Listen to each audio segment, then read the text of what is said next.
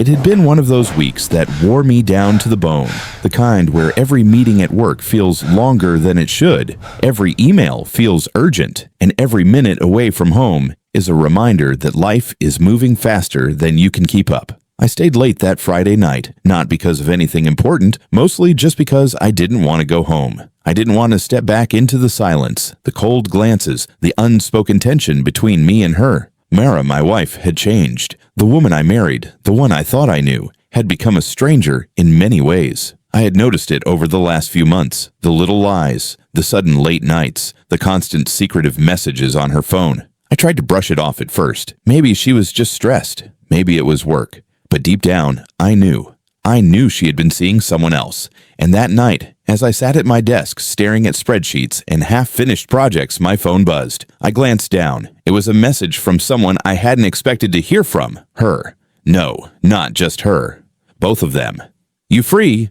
The text was short, casual, but my chest tightened when I saw the names together. It was Mara and someone else. A wave of something, anger, curiosity, excitement, washed over me. I stared at my screen, my mind racing. I could have ignored it. I could have deleted it and gone home to confront her later. But the truth is, part of me wanted to know what it felt like to step into that world she had already entered. I had always prided myself on being composed, rational, careful, but that night I wanted chaos. I wanted fire. I typed back without hesitation, "Only if it's both of you." Almost instantly, the conversation began to unfold. Their initial surprise quickly gave way to intrigue. There was a pause, then a flurry of messages. Plans were discussed, times were set, and before I knew it, I was driving to a place I had never imagined I would go. A place where I would confront not just her betrayal, but my own desires and limits. The bar was dimly lit, smoke curling faintly in the overhead lights, music low but pulsing. I walked in and saw them immediately. Mara sat at a corner table, her posture relaxed, eyes flicking to me with that familiar mix of recognition and provocation. Beside her was the other person, a man I had vaguely known from work events, tall, confident, and impossibly comfortable in his own skin.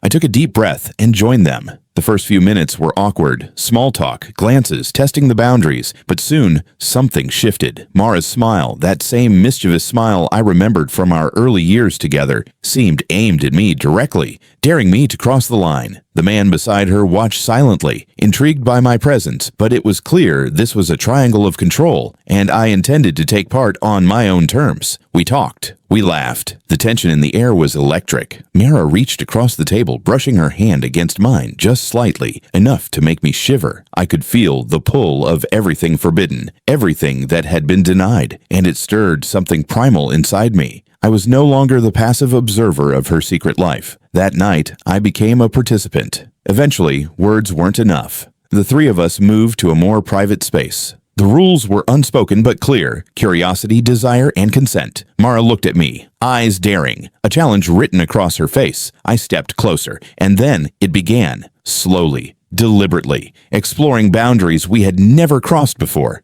There was an intensity in that moment, a rawness that shook me to my core. I could feel Mara's excitement, the thrill of the unknown, and it mirrored my own hidden desires. And the other person, the man, was just another layer, a witness and participant, heightening the tension and the rush. Every touch, every glance was electric, pushing the limits of what I thought I could handle. Time blurred. There were no clocks, no schedules, no obligations, just the pulse of desire and the chaotic thrill of stepping into uncharted territory. Mara laughed at one point, breathless, as if to remind me that this was our world, and I was free to navigate it however I chose. Later, as we lay together, the adrenaline slowly fading, I realized something profound. I had thought betrayal would crush me, that witnessing her desire for someone else would break me, but it hadn't. Instead, it awakened something I had buried, a part of me that was willing to embrace risk, to step outside the familiar, to reclaim a sense of control over my own desires. Mara shifted beside me, her head resting lightly on my shoulder.